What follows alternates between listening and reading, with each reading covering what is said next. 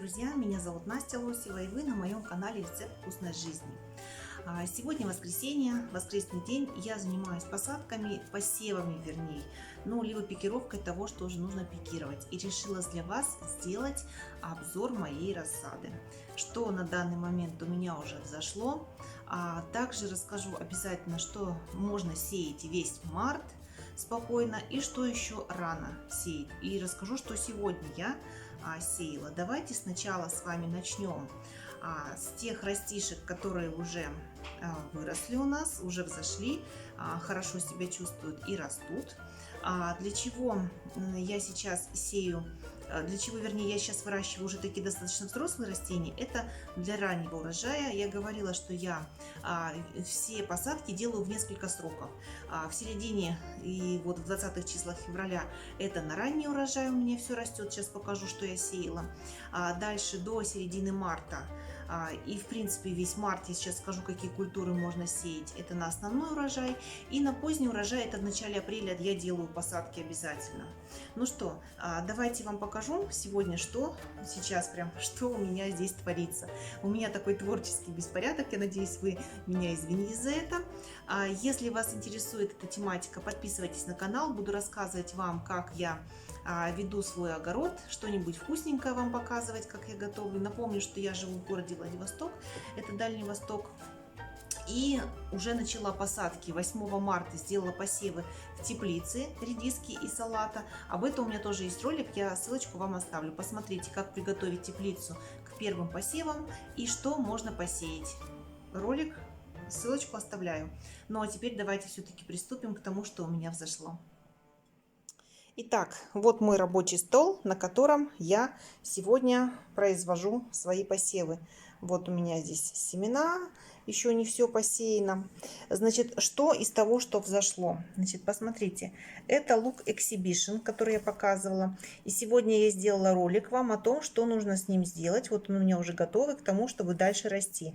Этому луку Exhibition уже месяц. Посмотрите, какой он хорошенький, толстенький. Сегодня мы его обрезали. Я показываю вам как. Оставлю ссылочку на ролик. И подсыпала ему землю.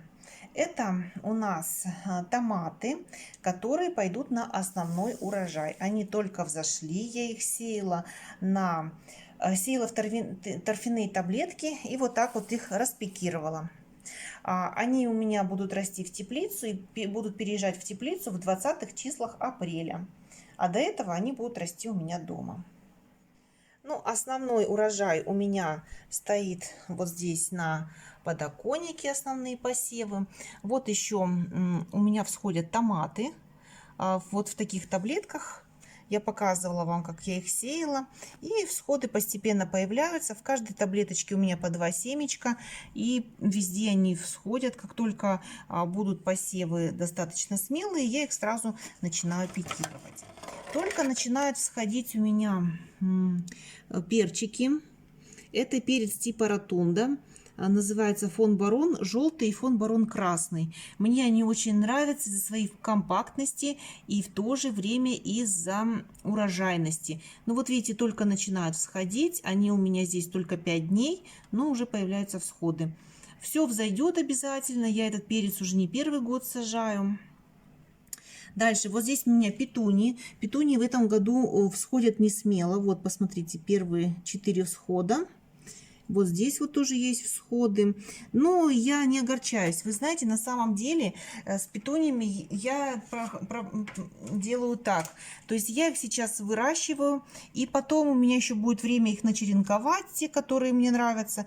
И высадить уже в кашпо. Все будет нормально и будет мне достаточно петуний, даже если взойдут не все, которые мне нужны. Здесь у меня распекированная лобелия. Посмотрите, какие красивые кустики. Вообще просто красота. Сейчас они немножко подрастут, и мы будем их с вами обрезать. Вот я тут прополку устраивала. В грунте попадаются вот такие растюшки, их надо убирать. Так, здесь у меня тоже лобелия распекированная. Я хочу сказать, что вот эти кустики еще можно будет пикировать. Я даже не ожидала, что она такая прям мощная будет. Вообще классная лобелия просто. А семена фирмы Элита, вот такие я покупала разные. Цветовые гаммы. Вот такая.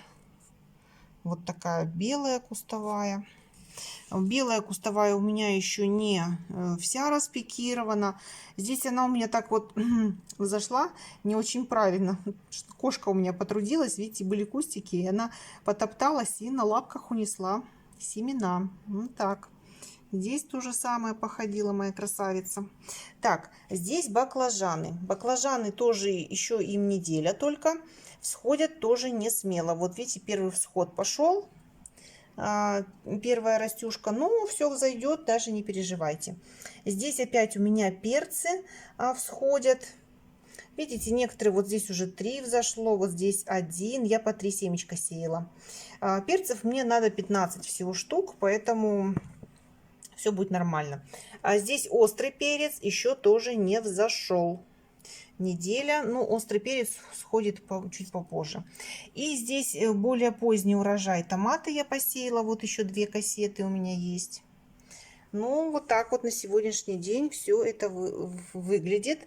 Сеять сейчас самое время, весь март, поэтому я не переживаю. Я не люблю, когда рассада у меня перерастает. Потом с ней мучиться. А вот в таком возрасте, как она будет, как раз в теплицу поедет в 20-х числах, и перцы и баклажаны будут в прекрасном состоянии. А баклажаны я вообще высаживаю только в открытый грунт, выращиваю. А в теплице не выращиваю. Так, ну и вот на другом подоконнике, да, вся рассада у меня стоит на подоконниках. У нас светло в Владивостоке, хотя сегодня вот пасмурный день, но это единичный, в основном это солнечные у нас все дни, поэтому всего тут всем хватает. Обязательно покажу вам, чем я удобрять буду рассаду. Так что, если интересует эта тема, подписывайтесь. Смотрите, вот такие томатики. Я вам уже показывала, распикировала. Это на основной урожай. Они прекрасно за сколько тут получается, месяц и 10 дней вырастут и дадут нам прекрасный урожай. Здесь у меня рассажены колиусы, которые я черенковала. И видите, я у них макушки убираю и еще втыкаю на черенкование, чтобы мне было больше посадочного материала. Но вот здесь... Посмотрите, у меня растут томаты на ранний урожай. Вот они сейчас так выглядят. Посмотрите, какая хорошая сочная зелень. Листья крупные. Посажены они у меня вот в такие литровые мешки. И скоро я их буду пересаживать. Ой, потрогала, такой аромат вообще классный. Скоро я их буду пересаживать уже в большие кашпо. Хочу показать вам. У них уже формируются цветы. Бутончики формируются. Здесь у меня томат Лирика от Партнер и томат Пламя. Всего получилось 5 растений. Они у меня будут на ранний урожай, и в теплицу они уже поедут с томатами в больших 6-литровых кашпо. Все они. И там уже поспеют, и в мае у нас будет первый урожай томатов. Чтобы получить ранний урожай, я уже говорила, можно прямо сейчас, если вы посеете, возьмите с раннего срока созревания детерминантные томаты, и вы получите в мае урожай томатов первый. Я хочу вам показать, какой толстый стебель, хороший, видите? Прям вот чуть ли не с мой палец толщиной. Прекрасно они растут на подоконниках и обеспечат нас ранним урожаем. Ну и вот здесь у меня рассада лука. Это лук-порей у меня здесь растет на рассаду. Вот он так вылазит, еще не весь вылез, поэтому я пока его не стригу, но сегодня уже займусь стрижкой. Видите, некоторые не сбрасывают семенные коробочки, и из-за этого они такие вот как бы наклоненные. Но ничего страшного, через 10 дней вы не представляете, какие толстые здесь будут бобыли стоять. Я вам обязательно покажу. Вот, выращивание лука. Есть уже у меня ролики на канале, оставлю вам ссылки, как мы его сеяли. И лук-порей Exhibition можно сеять весь март. Он у вас успеет прекрасно вырасти. Поэтому смотрите ролики, покупайте хорошие семена и сейте лук-порей Exhibition. Это очень легко. Посмотрите, чистоколом просто он всходит лесом. И всходит буквально за неделю. Ну вот еще продолжаются всходы у него, но это не мешает им вырасти. Они будут все одинаковые, прекрасные. И все лето, и всю зиму мы будем с вами с луком. Вот смотрите, вот эти былиночки, вернее, вот эти уже были такие. Видите, какие они плотненькие. Они были такими же былиночками. И вот за месяц они вот так вот вымахали. А так лук мы будем вообще пересаживать, ну, где-то в начале мая, то есть ему еще 1,5 месяца расти. И тот лук, который у вас сейчас вот такими блиночками, он будет прекрасно себя вот так вот даже лучше чувствовать. Ну, что касается посевов, которые я произвела сегодня. Сегодня, значит, у нас 12 марта. Что я сеяла? Я сеяла для уплотнения посадок в теплице. Я обязательно сажаю несколько, ну, штук 15, скажем, штук свеклы, для того, чтобы получить свеклу на ранний борщ, так скажем, сварить свой борщ из своей свеклы. Так, я сейчас, ну, и так же, как и, то есть я беру кассету. Свекла не любит пикировки. Я беру кассету, посмотрите, и в каждой кассете вот так вот делаю по одному углублению и туда кладу одно семечко. Из одного семечка свеклы могут вырасти 2 и даже 3 отросточка. Вы потом их уберете, просто оставите один. Она у вас хорошо подрастет, будет 2-3 настоящих листочка. И вот эту рассаду мы с вами по краю в теплице посадим к концу марта. И у вас будет первая свекла на свой борщ. Это же просто здорово. Это уплотняющие посадки для теплицы.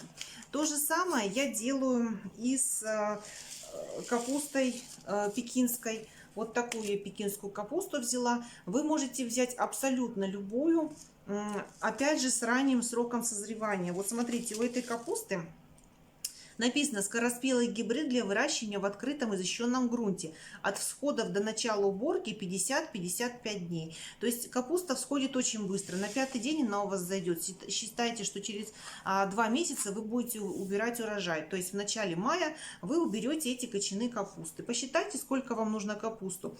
И также вдоль грядки по стеночке, так чтобы потом не мешало пересадке основных культур, мы высадим капусту. Капуста пекинская. Я буду отдельно делать ролик о том, как сделать рассаду пекинской капусты. Но сейчас могу вам сказать, что я вот сажаю вот такие маленькие горшочки ее, потому что она не любит, ну, так же, как и редиска, капуста пекинская, это культура короткого светового дня, поэтому выращиваем мы ее либо весной ранней, либо сеем в середине июля на осень, когда уже день идет на убыль. Иначе она у вас идет в стрелку.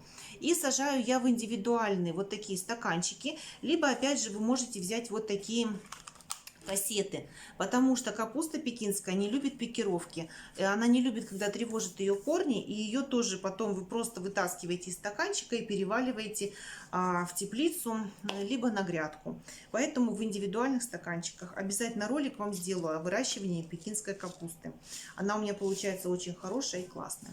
Что еще сейчас нужно посеять? Сейчас нужно нам с вами посеять обязательно петрушку, ту петрушку, которую вы любите. Я не люблю кудрявую петрушку, потому что она жесткая. Люблю либо итальянскую, крупнолистовую, вот какую-нибудь такую люблю. И обязательно нужно посеять сельдерей. Я в этом году буду выращивать только черешковый сельдерей, может быть еще листовой, корневой выращивать не буду. У меня вот такой тоже сельдерей, такую петрушку и сельдерей сею сегодня. Что еще? Ну, наверное, это пока все. Все остальные еще зеленые культуры мы будем продолжать сеять в теплицу. Хочу вас предостеречь, что сейчас рановато еще сеять теплолюбивые культуры, например, как базилик, потому что взойдет он у вас очень быстро, но ему нужно тепло и солнышко. Он будет долго мучиться, а базилик еще подвержен черной ножке. Он начнет у вас портиться. Базилик нельзя сажать, сеять очень густо. А по посеве базилика я обязательно вам сделаю отдельный ролик. Не торопитесь, раньше апреля сеять базилик не надо, потому что еще холодно. Для базилика нужна устойчивая плюсовая температура плюс 15, а самое главное, хорошо прогретый грунт. Это очень теплолюбивая культура, и вы будете очень долго с ним мучиться, поэтому раньше апреля сеять базилик я вам никак не рекомендую. Мы обязательно сделаем это вместе. Обязательно его посеем, я расскажу, как его пикировать и как за ним ухаживать, чтобы получить богатые кусты этой пряной зелени. Поэтому, если вас все эти темы интересуют, подписывайтесь на канал. Если вы смотрите меня на YouTube, сделать это очень просто, нажав на мою фотографию в правом углу этого ролика. Ну, если на других каналах, то просто нажмите на кнопочку подписаться, и вы будете подписаны на мой канал и получать уведомления о новых роликах. А я буду рада общению с вами. На сегодня я с вами прощаюсь. Надеюсь, этот ролик был вам полезен. Всем пока!